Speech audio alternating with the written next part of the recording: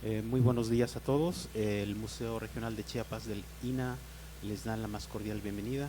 Saludamos con gusto a quienes nos acompañan esta mañana en este recinto y también a los que nos están siguiendo en redes sociales. Agradecemos mucho también el apoyo del arqueólogo Eliseo Linares Villanueva con esta conferencia. Muchísimas gracias. Y es parte de las mesas que se han organizado en este marco de los 80 años del descubrimiento de Bonampak. Esta mañana el doctor Eliseo Linares nos presenta la conferencia De lo cotidiano a lo ritual, metates, manos de metate y otros objetos líticos. Cederle el micrófono, haremos una breve semblanza curricular. El doctor Eliseo Linares nace en San Agustín, municipio de La Barca, en Jalisco, en el año de 1958. Cursó la licenciatura y maestría en arqueología en la Escuela Nacional de Antropología e Historia. Actualmente es doctor en estudios regionales por la Universidad Autónoma de Chiapas. Ha participado en diversas investigaciones arqueológicas en los estados de Zacatecas, Guerrero, Morelos, Quintana Roo, Tabasco, Oaxaca, Ciudad de México y el Estado de México. Desde 1991 labora en el estado de Chiapas como parte del equipo de arqueólogos del Centro INA, donde ha realizado trabajos de exposición y reestructuración museográfica, así como investigaciones arqueológicas en el área Zoque. De sus trabajos arqueológicos sobresale el rescate y estudio de la cueva del Tapesco del Diablo en Río La Venta, considerado uno de los principales hallazgos de la arqueología chiapaneca contemporánea. Fue director de este museo en 1994, del 94 al 98, y hoy día ocupa el puesto de profesor investigador titular C y coordina el proyecto de investigación Chiapa de Corzo. Bueno, sin más, damos la bienvenida al doctor. Muchísimas gracias, Eliseo. Muchas gracias y agradezco mucho su presencia. Sé que a lo mejor también ustedes están como muchos investigadores con la idea de que los metates y las manos de metates son objetos humildes, le llamaba algunos investigadores, dado que consideraban que pues no hay información más que sacar de ahí, ¿no? de estas piedras. Así como León Felipe le dedicaba un poema a los guijarros humildes, nosotros queremos dedicarle un estudio a estos instrumentos humildes que ya no tienen supuestamente no tienen más información que la que sabemos que sirven para moler y ya. Bueno, es un análisis contextual. Darles antes de empezar dos anotaciones, porque fíjense ustedes que este tema ya lo presentamos en la reunión de los investigadores de la cultura maya en Campeche hace un año. Incluye los apuntes que nos hicieron algunos arqueólogos, particularmente las del doctor Antonio Benavides Castillo y de la doctora Rosario Domínguez Carrasco. Entonces, es la presentación que íbamos allá, pero no es la misma, digamos. Trata el mismo tema, pero ya digamos que es corregida y aumentada. Por eso es que aquí en la presentación, en la página, le aparece el logo de las reuniones estas en Campeche. Fue el año pasado, en noviembre del año pasado lo presentamos y bueno, lo traemos acá también para que la gente del instituto y otras personas interesadas en el tema puedan saber qué estamos haciendo los del Centro INA. Bueno, cuéntales también que este estudio fue realizado gracias al apoyo que nos dio el director del proyecto arqueológico de Bonampak, el doctor Alejandro Tobalín Ahumada, quien nos facilitó los materiales, nos facilitó también los informes correspondientes para que esto se pudiera hacer. Entonces, la ponencia es a pesar de que aparece en el cartel, aparece como siendo solamente mía, tanto el estudio como la ponencia la realizamos un servidor y la arqueóloga Gloria Santiago Lastra. Bueno, vamos a empezar.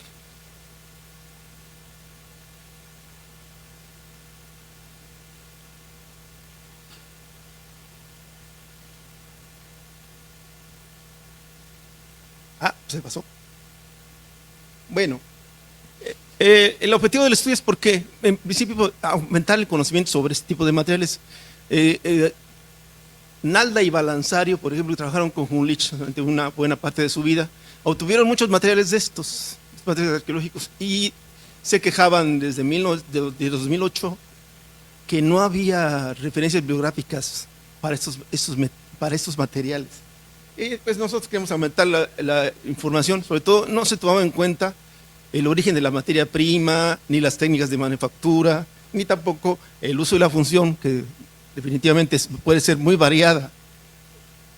Y bueno, y también, como les comentaba, se dice, algunos de ellos hasta fueron investigadores en Bonampak, como Raúl Pavón Abreu, decía que estos materiales eran humildes. Decía, él en latín decía pauper et humilis, o sea, objetos que no, de los cuales pues, se puede extraer poca información. Pero van a ver cómo hay cosas curiosas. Por eso el título de la ponencia es De lo cotidiano a lo ritual. No solamente están incluidos, y particularmente en Bonampak, en los asuntos de la cotidianidad, sino que van a otras cosas que son de tipo ritual muy interesantes.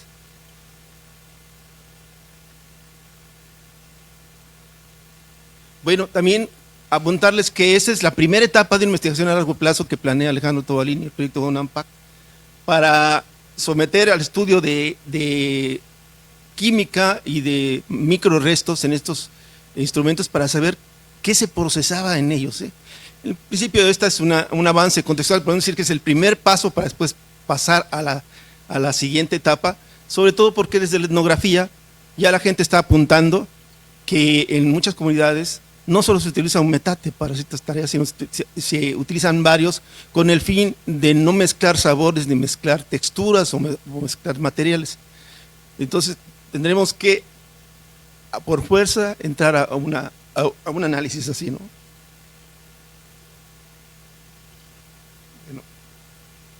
Bueno, una definición, empezamos con lo básico, ¿no? Para la gente que nos está viendo que no se dedica a la arqueología. Son instrumentos de molienda. Entonces es un binomio conocido como metate y mano de metate. Ven ustedes, aquí está metate, viene para la palabra náhuatl, metlatl, pero también tiene su designación en maya, kaj, y metlate, que significa piedra para moler, así literalmente, y luego la mano del metate también tiene su referencia en maya y en náhuatl, y en ambos casos significa piedra pequeña para moler. Se trata de un binomio en el que hay una piedra estática y otra que entra en movimiento para lograr la masa, el polvo o lo que se requiera con ellos, ¿no? Otra vez. Bueno, y una definición formal en esta de Winchler sobre que metate, piedra plana que presenta huellas de uso producidas mediante movimientos horizontales con un objeto móvil correspondiente a pulimento, trituramiento o piqueteado. Presenta concavidad pronunciada en su cara superior, producto del roce con la superficie de la mano de moler. Y mano de moler o mano de metate, instrumento activo utilizado para moler, parte móvil de la molienda que se emplea siguiendo un movimiento horizontal sobre la parte inmóvil de ese proceso y que se caracteriza por sus huellas de uso.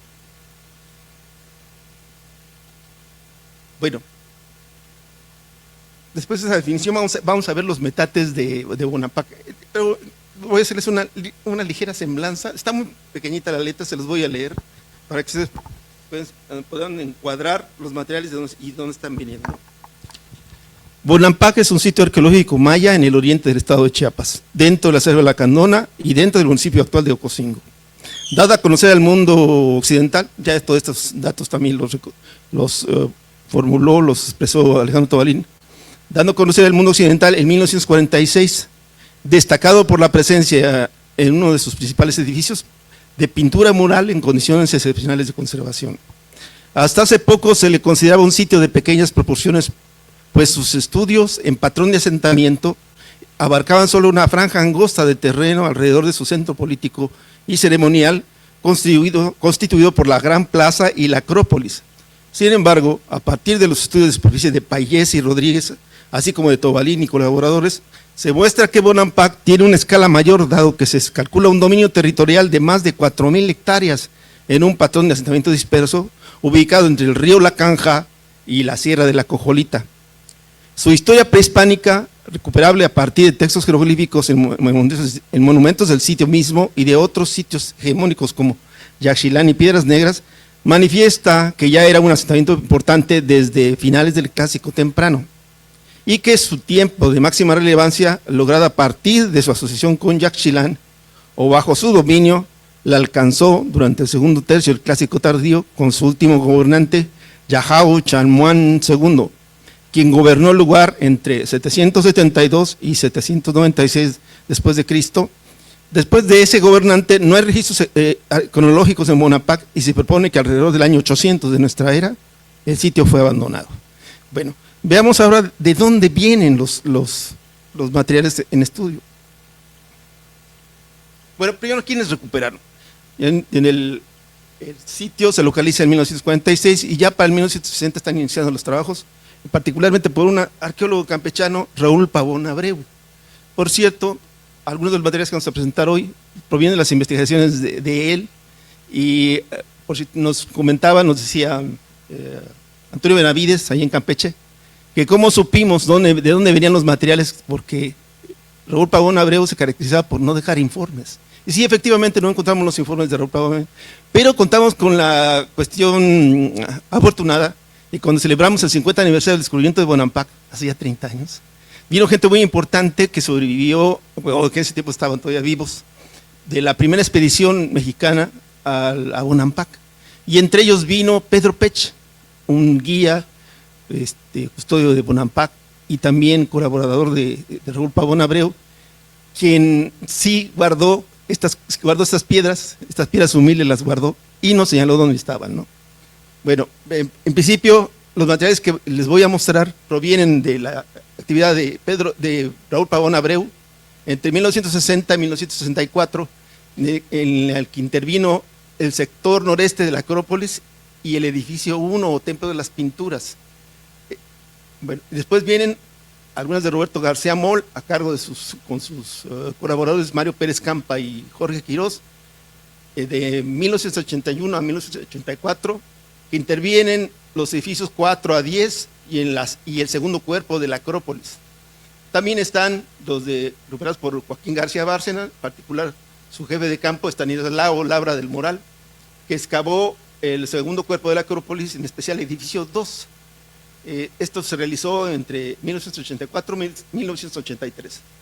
Y finalmente los de Alejandro Tobalín, que van desde 1993 hasta la actualidad, con todas las áreas que él intervino, por ejemplo, sector oriente de la escalinata de la Acrópolis, y los edificios 3, 20, 21, 12 en la Gran Plaza, y los edificios 13, 15, 16, 17 y 18, y sectores aledaños. De Alejandro vamos a ver algunas partes muy importantes que nos permiten nosotros formular algunas hipótesis. Es una de las cosas que comentaba a la reportera Chan hace un momento, que el análisis contextual permite hacer hipótesis que después se pueden contrastar contra los estudios químicos y de microrestos, ¿no? Bueno, la colección de Bonampak. Tenemos metates ápodos, metates con soportes, manos de metate, tapas, alisadores y machacadores. Hemos incluido en esta lista no solamente los metates y las manos de metate, sino otros instrumentos que con algunos trabajos adicionales o con algunos retoques adicionales se pueden convertir en un término que un teórico de la arqueología, Michael Schirmer, ha referido como ciclaje lateral. Es decir, retomando las cosas, los objetos que se perdieron, que se rompieron o que acabaron con su vida de uso, pueden ser reciclados o retomados para convertirlos en otro instrumento. Entonces, tanto las tapas, los machacadores y los alisadores son pedazos de metate que fueron reciclados para convertirse en otro instrumento. Entonces, bien, tenemos ahí de los metates ápodos, dividido por las materias. Tenemos en tres materias primas en las que fueron elaboradas. Arenisca 2, caliza 92, metates con soportes solamente 6 metates con soportes. Esos son unos metates muy pequeños que pueden considerarse con los términos de la definición lítica como metates miniatura. Están también las manos de metate 8 de arenisca, 73 de caliza, y bueno, y los otros materiales están elaborados particularmente en caliza y uno de pizarra, ¿no? Ahí ya lo estaba un poco mostrando la tendencia que hay, enorme tendencia, a utilizar los recursos locales de piedra caliza y puede ser también que la pizarra sea también de origen local, pero sabemos que vienen lejos, ¿no? Bueno, allá en el cuadro que tienen ustedes al lado derecho, vienen los lugares donde fueron recuperados. El edificio, sí, el edificio 1, el edificio 2, el edificio 10, el edificio 12, 13, 15, 17, el Acrópolis, y los grupos aledaños como Grupo Frey, Grupo del Puente, Grupo Quemado, y otros subsitios que Alejandro Tobalino reconoció y encontró en sus recorridos en esta brecha de la Sierra de la Cojolita y el río La Canja. Vean ustedes, también hay una tendencia que creemos marca por qué se prefiere la piedra caliza. Vean ustedes, ahí están las materias primas. En la escala de Mohs, la dureza en la escala de Mohs, la arenisca tiene 6.5, es muy alta su dureza, pero tiene un problema. A la hora de la molienda desprende polvos y gradillas, algunas de estas trabas, difíciles de reducir y son no muy apropiadas para las actividades domésticas, para la preparación, por ejemplo, de masas posibles, incluiría tierra y arenas en la masa. Entonces, vean, tiene ahí la justificación, una primera aproximación de en qué cosas pueden estar participando. La textura de las areniscas, por lo mismo que tiene arenas y tiene gravas y gravillas, es arenosa, gravillosa, identificada en la geología como dendrítica. Y esa está local. La arenisca se puede localizar en varias partes ahí alrededor de Bonampak. Y bueno, pero aunque no fue muy preferida, ya vieron ustedes, ¿no? También está la de la caliza, tiene una escala de Mohs de 3.5, digamos una dureza media, pero tiene una estructura granular homogénea, muy propia, por ejemplo, para hacer masa de maíz, ¿no? Y además es un recurso súper abundante en el lugar, ¿no?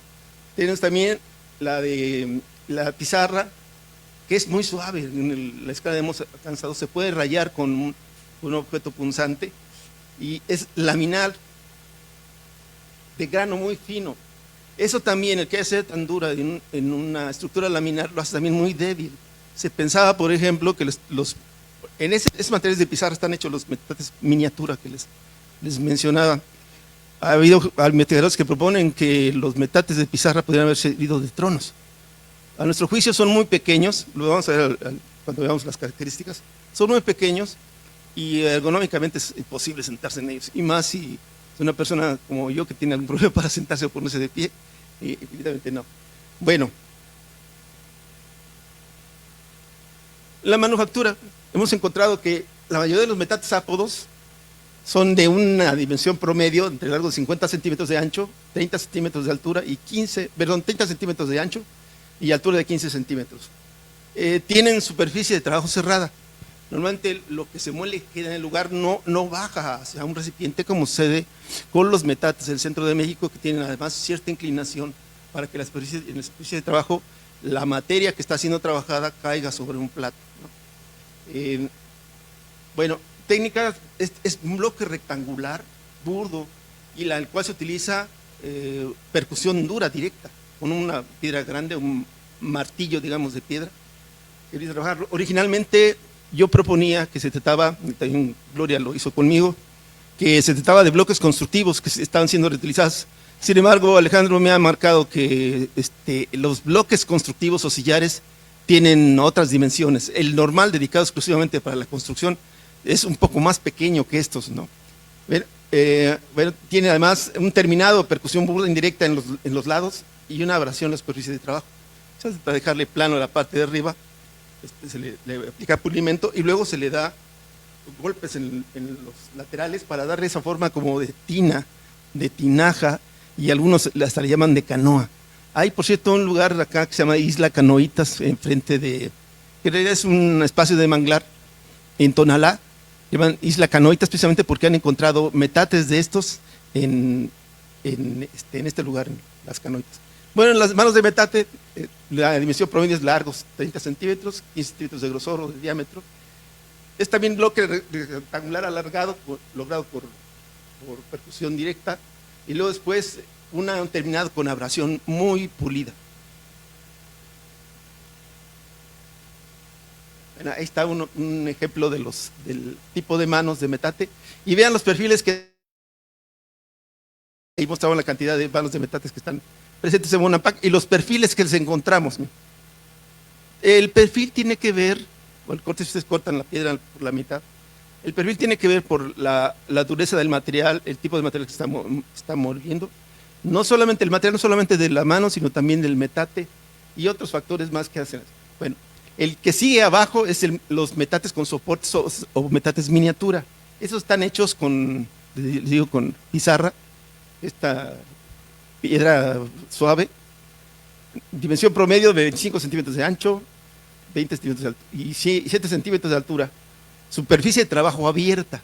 En ahí sí se busca que tenga cierto ángulo la superficie para que pueda el material de trabajo. Fíjense que algunos de estos metates, particularmente los de Conjulich, tiene también, nosotros también los tenemos en Bonampak, tienen un canal perimetral que evita que el material que se está moliendo se caiga. Y en los casos de Conjulich tienen algunas que en la parte final, donde termina la inclinación, una especie de tinita, una excavación en especial por una especie de tinita, por lo cual se piensa que pueden ser dedicados al tratamiento de pigmentos, y que el metate también podría funcionar como paleta de pintor. El estudio que hace Mario Tejada para algunos metates parecidos, también miniatura, en Guatemala, él dice que son de poco uso, a diferencia de lo que son los otros de espacio cerrado, en algunos casos hasta casi acabada su vida, no tienen huellas de desgaste, los metates miniatura. Entonces se usaban por algunos tiempos muy limitados y se guardaban posiblemente también instrumentos, artefactos preciados que serán guardados solamente sacados para estas actividades. Bueno, el estudio contextual que estábamos aplicando a los materiales de Bonampak tiene que ver con una propuesta hecha por Linda Manzanilla y Luis Alberto Barro Pingarrón. Desde 1990 está la propuesta, es un modelo de trabajo en el que se buscan las asociaciones y las concentraciones para poder derivar de ahí, deducir el tipo de actividad que el tipo de actividad y la posible significancia de lo que se estaba realizando en el lugar. Y decimos en la arqueología que en condiciones normales de deposiciones y cómo se van depositando en el suelo, las concentraciones o ubicaciones de artefactos no se deben al azar, sino una actividad humana en la antigüedad. Hay cosas que alteran los contextos arqueológicos. Pueden ser los terremotos, el crecimiento de la vegetación y otras cosas que ya integran una nueva disciplina en la arqueología que le llaman tafonomía, para saber qué es lo que estaba desplazando los objetos. Por ejemplo, en restos óseos, es posible que si al animal o a la persona que está ahí no guarda su esqueleto en una posición anatómica, que hayan sido, por ejemplo, movidos por roedores o por animales cazadores, ¿no? Y a eso pues ya se le considera entonces un contexto secundario, a los contextos donde actuó la voluntad para dejar las cosas en ciertas posiciones y en ciertos lugares, se le llaman contextos primarios. Fíjense que hay una excepción donde no se aplica esta regla, porque puede haber contextos en los que actúa la voluntad, pero la posición sí puede ser azarosa de lo que está allí. Por ejemplo, los basureros. La gente tiene la intención de tirar su basura, pero no se fija cómo va la basura y cae. A ese también se les llaman contextos secundarios, contextos primarios en segunda instancia. Bueno, entonces nosotros lo que estamos buscando son los contextos primarios, donde las cosas quedaron por la voluntad de las personas. Bueno, de lo que trabajamos para Bonampak, todo está dentro del área, el centro político de Bonampak. Trabajamos un sitio que se llama el sitio del Puente, que está hasta arriba a la izquierda de ustedes. Del grupo FEI también se estuvieron, del grupo Quemado, que está a la izquierda, y desde luego de la Acrópolis y algunos de sus templos de allí. Empezamos con el grupo del Puente. Es una unidad habitacional sobre plataforma que tiene varias habitaciones, y afortunadamente para nosotros y para los analistas de tipo contextual, los arqueólogos del proyecto Bonampak, en especial los arqueólogos que trabajan para Alejandro Tobalín, registran cada pieza de dónde viene. Y entonces, vean, aquí está la ubicación de, el punto rojo son metates, o restos de metates, y el punto amarillo son manos de metate. Entonces, ahí, inmediatamente, en el análisis contextual, resalta el edificio 2, que es el que está arriba a la izquierda. Pero hay, ahí está es la parte más concentrada, pero hay otros elementos que están en lo que yo llamo condiciones especiales. Hay uno hasta arriba, en ese edificio 2 que tiene la mayor concentración donde se encontró en la parte de afuera, en el exterior de la habitación, un metate boca abajo con una mano de metate adentro. Eso es otra situación especial. Tiene el puente otra condición especial en la que, junto a la estructura 1, que es la que está a su izquierda, inferior a su izquierda, está un enterramiento particular donde hay un metate. No es raro que entre las comunidades los metates se utilicen en un reciclamiento como material de construcción, pero la posición del metate sobre los cierres de la cista es esta caja de piedra en la que se sepultaba la gente, es que sobre los cierres de la cista queda este metate. Pensamos que podría haber sido un artefacto preciado por la persona inhumada en ese lugar y que se la dejaron como parte de su ofrenda mortuoria, ¿no? Entonces, vean ustedes, aquí por lo menos ya tenemos 3 espacios que pueden distinguirse. El edificio número 2, con esa concentración de manos de metate y metates. O sea, ¿qué pensamos? Si no reflejaran actividades, las cosas estarían en un desorden, azarosas. O sea, no guardarían ningún orden. En cambio, aquí tenemos, mire, una concentración particular, ¿no? Y tenemos 2 casos de materiales en posición especial. Ese metate con la mano de metate adentro y luego ese enterramiento. Y aquí está un cuadro de dónde viene. Encontraron ahí junto al edificio 1, encontraron varias tumbas, entre ellas había otras más en el edificio 4, creo, pero estas son particularmente importantes. Y para el caso del estudio de los metates, es ver cómo estaba la piedra de metate sobre las tapas de la cista en la tumba número 5. Pensamos que ahí está en una situación especial, no es un reciclamiento.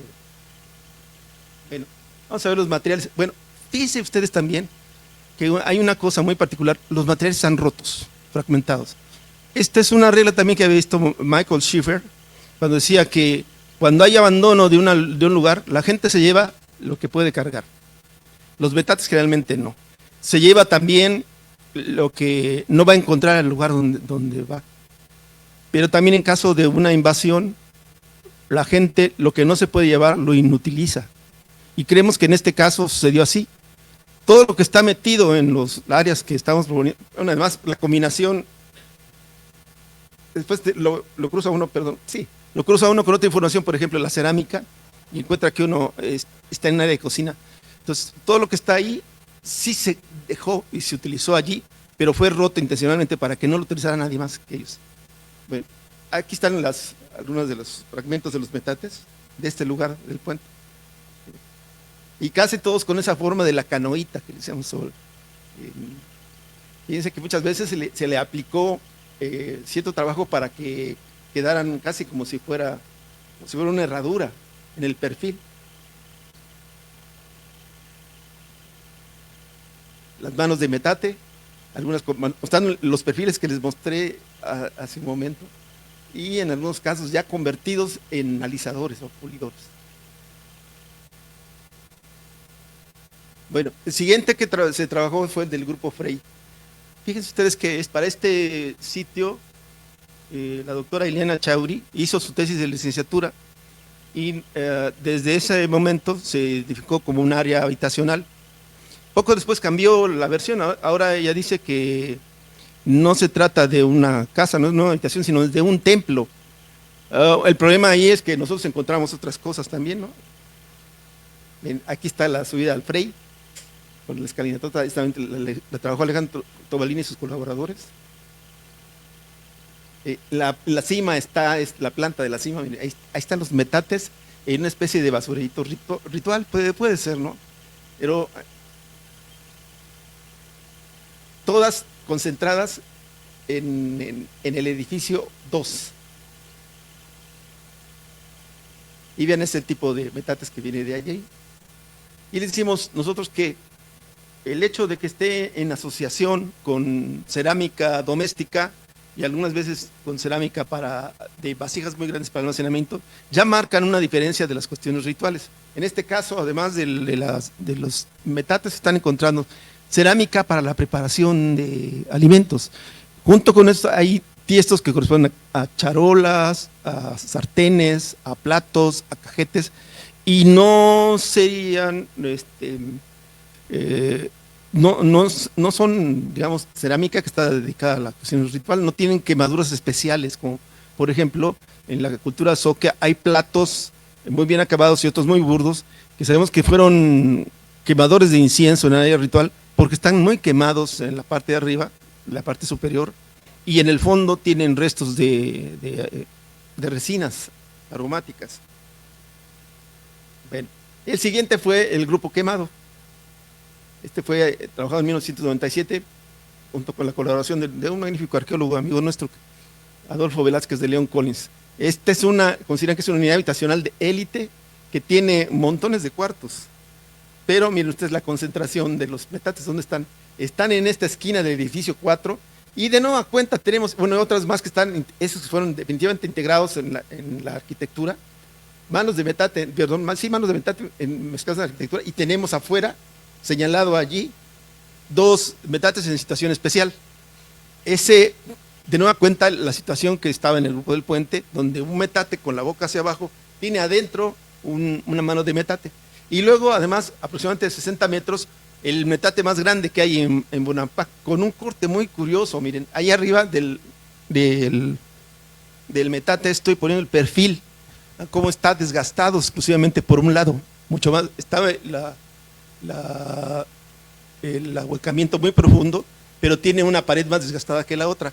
Este seguramente acabó su vida de uso y quedó en el lugar, pues, y no lo tuvieron que romper porque pues, ya no servía en todo caso, ¿no? Creemos que más que servir puede haber servido para la molienda, pero en algún momento sirvió para la contención de agua, porque estaba a la orilla de un arroyo que pasa muy cerca del grupo quemado. Bueno, y aquí están los fragmentos de metates del grupo quemado. Ahí arriba está el metatote, el metatón, y junto con sus manos de metate. Bueno, aquí pasamos ahora al edificio número 15, que es en el que Alejandro Tobalini y sus colaboradores localizaron los restos de una escultura de estuco muy grande, que por cierto tenemos su réplica aquí en la sala de arqueología. Los colaboradores de Alejandro le llaman, de manera muy cariñosa, le llaman el Gordo, que es en realidad un personaje, debe haber sido un gobernante de Bonampak, vestido para el juego de la pelota y sentado sobre un trono. Aquí encontramos algunas cosas también interesantes con respecto a la distribución de los metates. Miren, aquí está el edificio 15, lo que está techado es el recinto, que entra uno al recinto y encuentra uno el pasadizo que lleva a la parte inferior subterránea donde se encuentra la escultura del jugador de pelota, del cual se hizo la réplica esta que les estaba yo mencionando. Miren,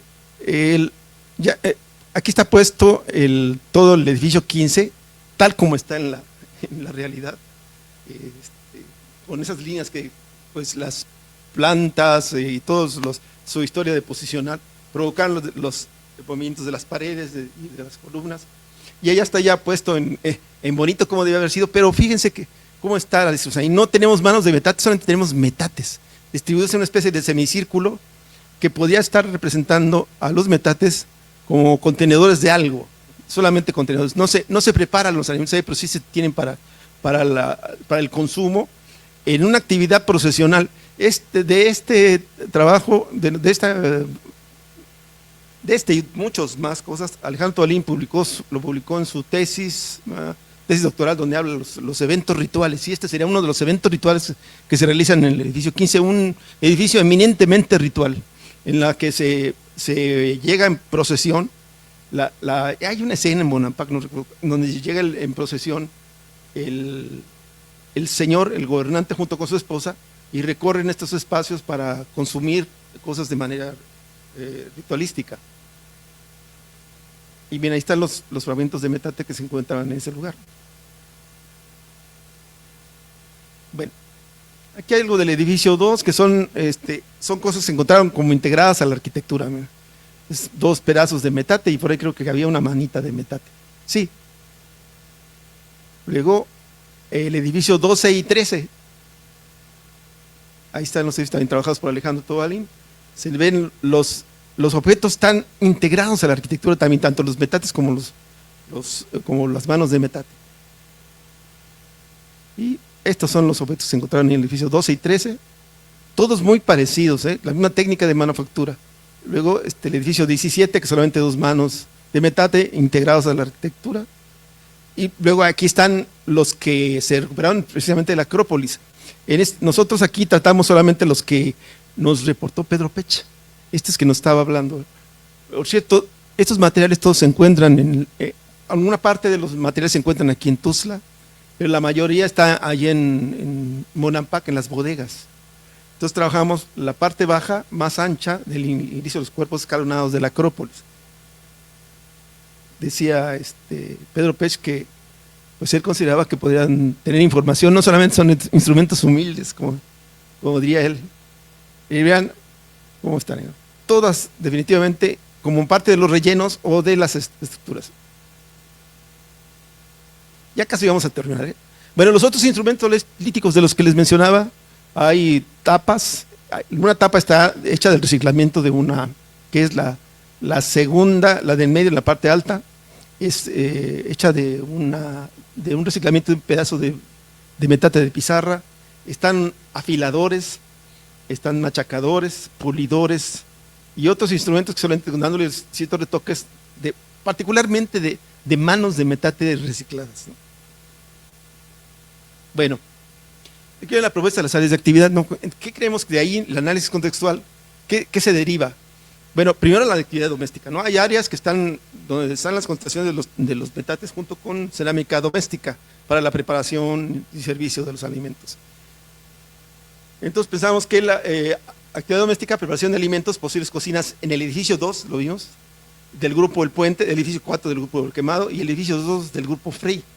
A pesar de que Iliana, creo que vino a presentarnos ya una ponencia algún día, invitarla de nuevo, para que nos ponga ahora los nuevos argumentos que tiene para pensar. Dice ella que, según recuerdo lo que me comentaba, era que el edificio Frey es una estructura piramidal y generalmente las unidades de habitación están casi bajo, sobre tierra, solamente con una pequeña plataforma, como fue El Puente, como fue también el grupo Quemado. Y no es estructura piramidal, y normalmente las estructuras piramidales sobre ellas se construyen los templos. Pero entonces habrá que explicar por qué hay cerámica doméstica, por qué hay metates. Creemos que puede haber sido también el grupo Frey, aunque les comento que está esa posición, ¿no? Hay almacén en el edificio 2, no, edificio 3 del grupo Quemado, donde están los metates combinados con grandes tiestos procedentes de ollas de almacenamiento. Hay de luego contenido de agua o contenedores de agua, como ese metate que les mostré, el gran metate del grupo Quemado, que tiene ese desgaste tan particular. Yo creo que el desgaste se debe a que, como jalando con algo, jalaban el agua y se ahuecaba más una sola parte, porque no tiene el ahuecamiento de los dos lados. Usando una mano de metate, el ahuecamiento es parejo. Hay veces que los metates presentan a los lados una especie como de acanaladuras, que yo creo que se deben también a que se usaba una mano de metate muy grande y después se cambió a una más chica y se hicieron doble acanalamiento en el perfil del metate. Bueno, de la actividad ritual, pues ya les decía, la cista de personajes sepultados en el edificio 1, de la tumba 5 del grupo El Puente. Sí, definitivamente el metate no está como parte de la construcción misma de la tumba, sino como un objeto ritual que se ha puesto de costado y parte. Puede ser también como identificando el género de la persona que está sepultada ahí. Por cierto, no sé si se tiene ya los resultados de osteología para saber si la mujer sepultada ahí, bueno, ya le estoy poniendo mujer, de que era una mujer, pero seguramente eso puede apuntar, porque ya ven ustedes que la tumba de la Reina Roja y en otras condiciones tenían, en la de la Reina Roja, un malacate. El trabajo textil era un trabajo meramente femenino, y puede ser también uno de ellos, ¿no? Y luego después la otra sería la disposición en forma de semicírculo dentro del recinto del edificio 15. Bueno, en actividades constructivas de reciclaje. Pero finalizada su vida de uso normal, tanto metates como manos de metates se integraron a los muros y rellenos de los edificios a manera de cuñas y sillares. Igualmente, con ciertos retoques, crearon alisadores, machacadores y tapas. Así también suponemos desechados en los basureros. Por cierto, los basureros de Bonampak no se han localizado. Bueno, también se utilizaron, proponemos, como en el caso de los 2 metates de arenisca que estaban en esa condición boca abajo con una mano de metate adentro, para preparar polvos, argamasas o enlucidos para la construcción, o para darle mantenimiento a los edificios, ¿no? Como se dio en el caso del grupo Quemada y el grupo del Puente. Bueno, comentarios finales. ¿Qué se estaba moliendo? Lo que les decía, ¿qué se estaba moliendo en este? Definitivamente el estudio de los metates y manos de metate en Bonampak deberá pasar a la siguiente etapa que permita apreciar el uso de los mismos con estudios químicos y de microrestos. Claro, desde luego siempre está el maíz el que se muele. Confirmémoslo, ¿no? Un estudio contextual similar al nuestro se realizó recientemente por Lourdes Cuscano y Gustavo Novelo, quienes analizaron artefactos procedentes de una de preparación de alimentos en el Palacio de Cabá, Yucatán. Todavía no publican ese análisis, pero yo creo que va a estar muy interesante, porque viene de una unidad de élite, el Palacio de Cabá, en Yucatán. Está en preparación. Esto que les menciono es porque Antonio Benavides me mandó la transcripción de una ponencia que acababan de hacer por la preparación de esta cosa. Encontraron una cocina completa, dice que tienen 50 metates y montones de ollas, platos. Ya. Bueno, disculpen ustedes. Bueno, pues muchas gracias. Espero que no les haya aburrido, porque son, pues como dicen, sí son instrumentos humildes, pero proporcionan información. Una vez me decía el maestro Piñachán, porque él le decía, vamos a ver qué dice la cerámica. Y le contestaron algunos, es que la cerámica no habla. Y él dijo, sí habla. Hay que saberle preguntar. Eso es solamente. Sí, acá también hay que ver esas cosas. Primero lo que se ve en macro, ¿no? Concentrados en ciertas áreas y dando ciertos resultados. Entonces, como les comento, pueden ser las propuestas de que hay metates que vienen de áreas de cocina, metates de áreas de preparación de cosas para los mantenimientos de edificios, metates para el espacio ritual. Por cierto, convendría saber qué tienen los metates del edificio 15.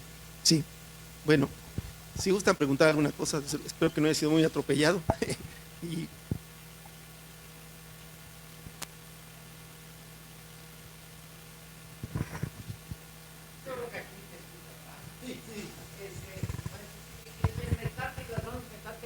se ha observado en muchos grupos étnicos, ¿no?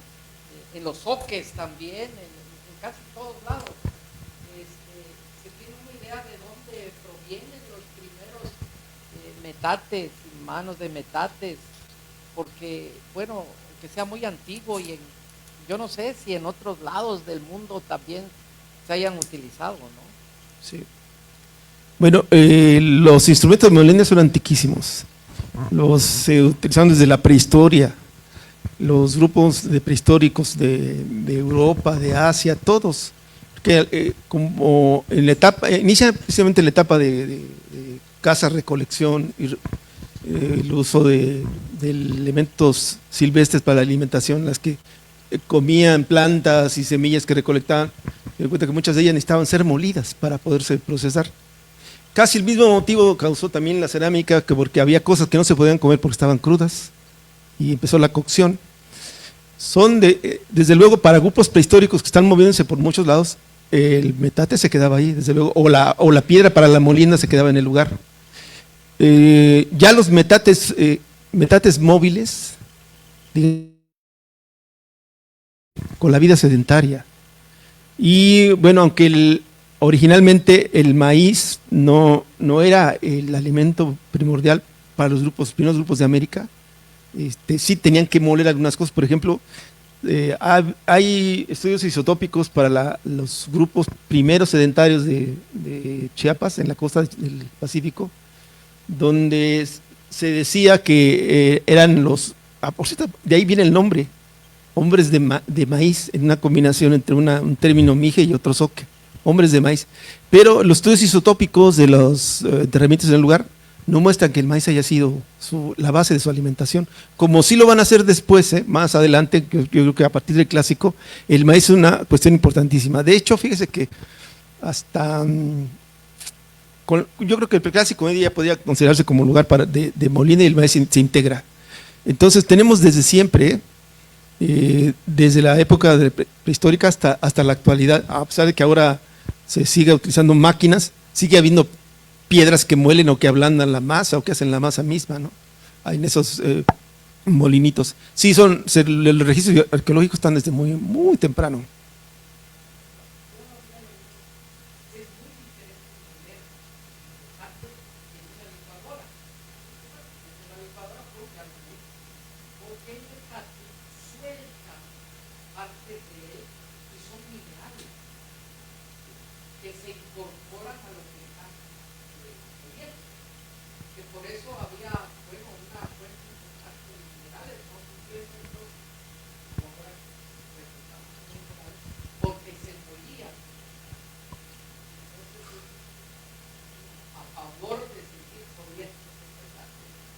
Sí, porque sí es una labor muy cansada. De hecho, los antropólogos físicos encuentran ciertas deformaciones en las mujeres cuando se dedicaban a moler. En especial las personas o las mujeres que servían para digamos, las clases dirigentes o los gobernantes, porque estaban dedicados exclusivamente a la molienda de cosas para la cocina real, digamos, ¿no?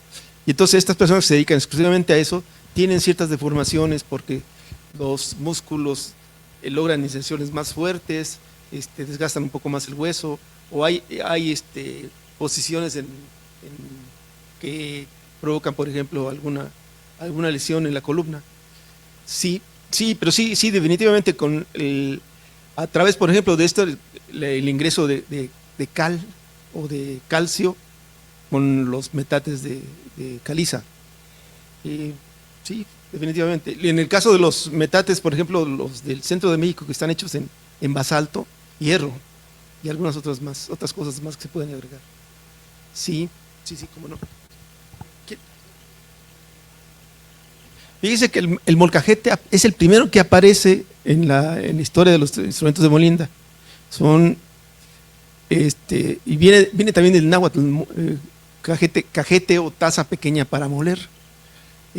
Aparece desde muy temprano con los grupos prehistóricos y vuelve a aparecer hasta el posclásico tardío, como un recipiente para molienda.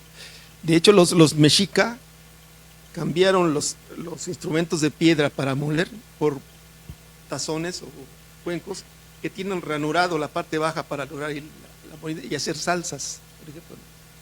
Parece que también en las primeras partes de allá de la vida sedentaria hasta el inicio del clásico, los grupos están utilizando el metate también para hacer sazas o cosas pequeñas ahí, no la molina grande. Igual también para la molina del maíz, el maíz empieza a popularizarse a partir del clásico, donde se ofrece de manera de tamales y otras cosas más. Sí. Por acá tenemos una aportación de plataforma de Facebook y nos dice José Adolfo Velázquez de León Collins que en el grupo quemado también había un metate integrado a un muro como parte de la arquitectura en el lado sur.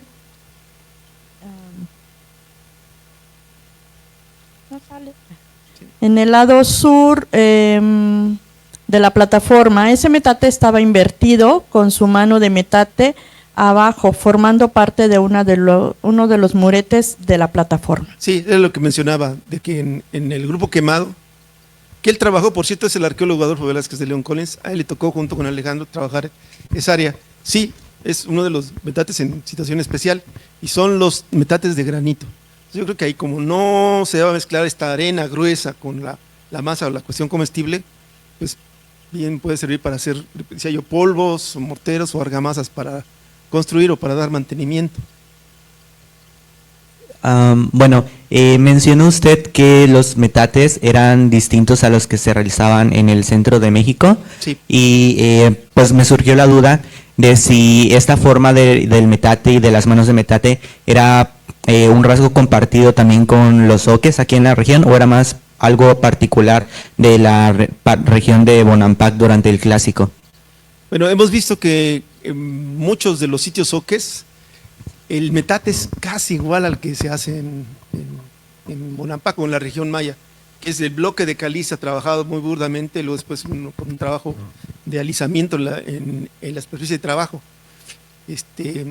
Sí, los metates con soportes parece ser que estaban dedicados a cuestiones rituales y casi todos son una especie de cama completamente horizontal y algunos tienen pendiente. Pero el metate dependiente con 4 patas o 3 viene del centro de México. Y se requiere para ese tipo de instrumento el basalto, que es muy, muy duro y también muy resistente, que puede usarse para la molinda. Sí, yo creo que si ahora están esos metates acá es por los intercambios que hicieron los grupos en la época prehispánica, que trajeron cosas de allá. Yo en la costa de Chiapas ponemos cuestiones mexicas, mixtecas, teotihuacanas, ¿sí? Porque tanto la ruta del Grijalva como la de la costa sirvieron como buenos pasos para ir y traer. No son muy frecuentes los hallazgos de metates de basalto, precisamente por lo que les comentaba y lo que pone Schiffer. Cuando uno se va de su lugar, no se lleva las cosas pesadas a menos que a donde uno va a llegar no haya de eso. Si no, lo dejas ahí. Y como en el caso de Bonampak, los rompes para que no los use nadie. Pero si en el lugar que vas, si hay material, o más, ya no llevas tampoco, ¿no? ¿Alguien más tiene alguna otra pregunta? ¿No? Bueno, pues yo creo Estos que instrumentos humildes